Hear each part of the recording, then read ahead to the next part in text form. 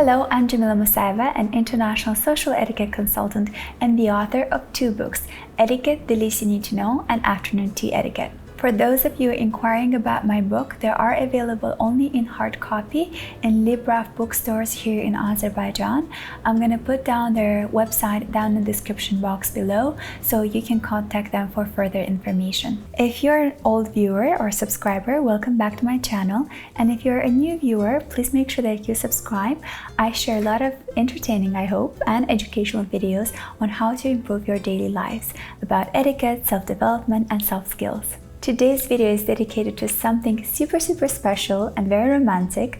We're going to look at 10 body language signs that let you know that someone is attracted to you. So without further ado, let's get started. Sign number 1 is getting pink cheeks. We call it blushing or flushing. It's when the blood flows into your skin and makes your cheeks look pink. Some people blush more than others or more obviously than others.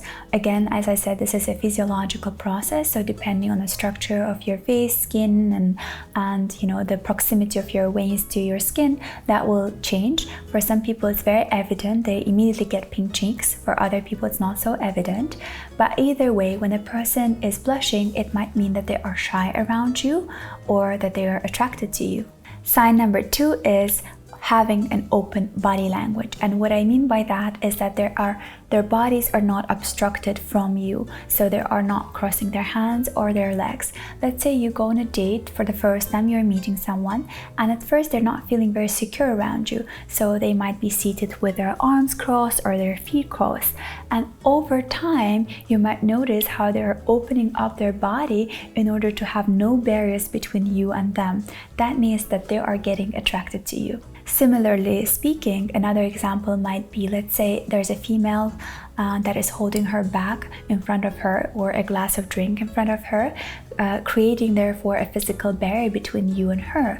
But over time she feels comfortable around you and she feels attracted to you. You'll see how she's going to put away the glass, she's going to put away her bag so that there is nothing between you and her. Sign number 3 is leaning forward. It means physically bringing yourself closer to another person. You might notice, for example, if you're observing other people at a date, you might see someone who's seated far from each other. You might see that they're not very interested in each other, but once they get interested in a conversation or the attraction increases, you might see how they're going to open up their body and lean forward, come closer to the person that you're attracted to. Sign number 4 is pay attention to where their feet is pointing to. This is something that is done subconsciously, and it's so interesting to observe how your feet tells a lot more about who you're attracted to than what your body or maybe your mouth is telling. We say that your feet is basically designed in a way that it either takes you to the goal where you want to reach or to someone you want to be closer to, or it takes you away from, let's say, the danger or something that you're not willing to be part of. So wherever your feet is pointed, it means you're leaning towards that direction. So in this case, if you're having a conversation and you notice that their feet is pointing towards you, it means they're attracted to you. This is interesting why I said that sometimes your body might be saying something else and your feet is saying something else. You might notice how someone is seated, let's say, closer to this person, but their body, so their torso, is actually leaning towards them, but their legs and feet are pointing completely in the opposite direction. In that case, you have to be able to dissect these two parts and understand that actually their feet is away from the person, and perhaps they're either not feeling very comfortable around that person or they actually want to leave the conversation. Sign number 5 is someone is gazing into your eyes.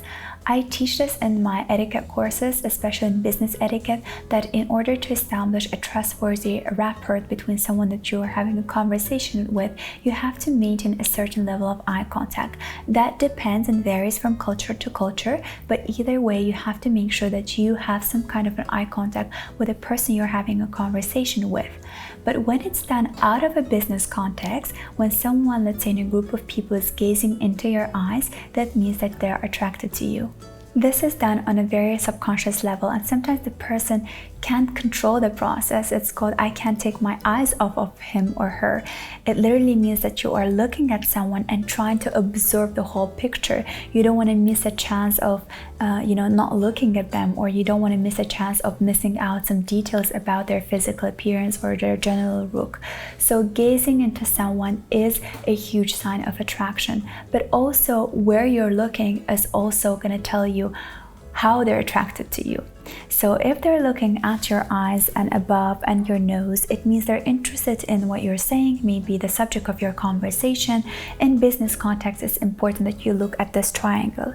But sometimes in a social setting, the gaze will go down onto your lips and your chin and your neck and on your chest.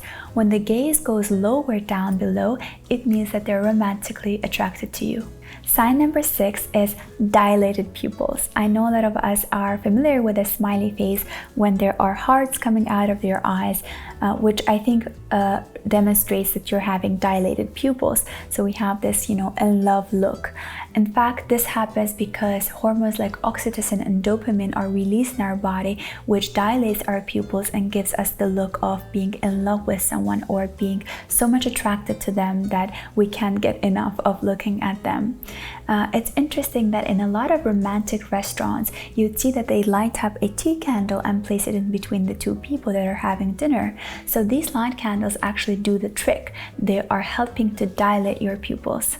So if you're at a restaurant with your partner or with someone you met for the first time on a date, make sure that you understand the difference when they're just looking at you with dilated pupils, or maybe that is the magic trick that the candle is doing. With that being said, sometimes it's very difficult to understand whether this person is truly interested in you or it's the candlelight that is making the pupils dilated. So what I suggest to do is perhaps then switch the venue, meet up in the daylight or go somewhere where there's no candles so you can look into their eyes and see if they have dilated pupils or not. Sign number 7 is light, unintentional touch. Almost like they are trying to touch you any chance that they get. It might be just touching your hand, your elbow, your arm. Sometimes people have this habit when they're talking to someone and they want their attention, they might just touch the person to kind of draw their attention to them. So it is a habit for some people, but it's very different. You're going to feel it internally where this is something that comes out of habit or if it's something that is done in order to get closer with you. Generally speaking, the higher the touch on your arm, the more intimate it's considered.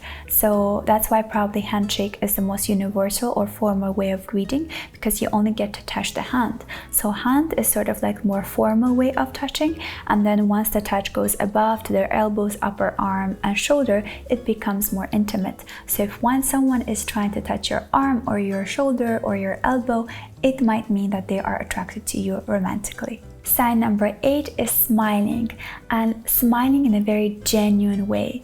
And to understand how to smile genuinely, that means when the person who is smiling not only has the muscles around the mouth contracted, so you get to see their teeth, but also that they have the wrinkles around the edges of their eyes, also called the crow's feet. So when you see those wrinkles, you see that smile, you know it's a genuine one. You know how they say when someone is talking about someone you're into, or you're talking about someone you like, or someone else mentions their name, you can't stop smiling. And usually that smile is a genuine smile. So now imagine you're seated there and someone is attracted to you. It's obvious that they were not going to be able to contain their genuine smile. Look for the signs for genuine smile and then you'll know they're attracted to you. Sign number 9 is when someone is either trying to make you laugh or laughs at your jokes. It means that they are attracted to you. Making someone laugh is something that's so intimate, is when you want other people to feel good around you. But sometimes when we laugh at someone's joke, we're also trying to tell them that we find them funny and attractive. It's evident when you observe this kind of behavior, let's say in a group of people. When someone is attracted to you, they try to make you laugh, they throw all these jokes around. And when you're not attracted, you're not laughing at them or you're just letting the joke slip. But when you're attracted to them, you're most likely to respond either with another joke back, or maybe you're gonna laugh a lot. It's your way of showing that you're attracted as well. So why is laughing a sign of attraction? It's because when we're laughing with someone, we're sharing good memories, good emotions with them, and it's a very bonding force. So we're trying to create those memories with a person. But also when we laugh at their jokes, we want them to feel better or good about themselves or good around us. And the primary way of doing it is making the person feel like their joke was understood, we have appreciated their joke, and we're having a good time with them. When a person feels good around us, they're more likely to be drawn to us. So if you're attracted, you want that person to be drawn to you. Sign number 10 is mirroring. Mirroring means repeating or reflecting someone else's body language, posture, maybe even the tone of their voice, sometimes the intonation, sometimes the way they speak. And this is usually done on a very subconscious level. In my classes though, I teach my students, especially in a business context, when they want to establish good relationship with clients, I teach them to mirror their body language. This is done by politicians, this is done in business context. If you want to establish good rapport or trustworthy relationship with a client, you want to be similar to them, and by mirroring them, you're reflecting their body language, making them feel more comfortable around you, so sort of bringing you more closer to each other. But when this is done in a social setting and you notice that someone is mirroring your body language, you should know that they are attracted to you. For sake of experiment, you can observe some people on a dinner date, and if you see someone who is mirroring each other's body language, you will know that they're most likely to be attracted to each other. It's generally very interesting to observe couples in these romantic settings, because just by watching this body language signs, you will know if the couples are attracted to each other or not. So to sum it all up, if you observe someone who's at a dinner date, both of them with open body posture, pink cheeks or maybe not, all open gestures, leaning in towards each other, mirroring each other's body language, laughing together, looking into each other's eyes with a gaze. Obviously you can't see their pupils, but you will see how they're gazing at each other, slightly maybe touching each other's arms. You will know that this couple is attracted to each other. If these signs are not there, it's most likely a sign that they're not very attracted to each other. Again, it doesn't mean that all 10 signs will be obvious, but if some of them are there, you might get the clues that someone is attracted to you.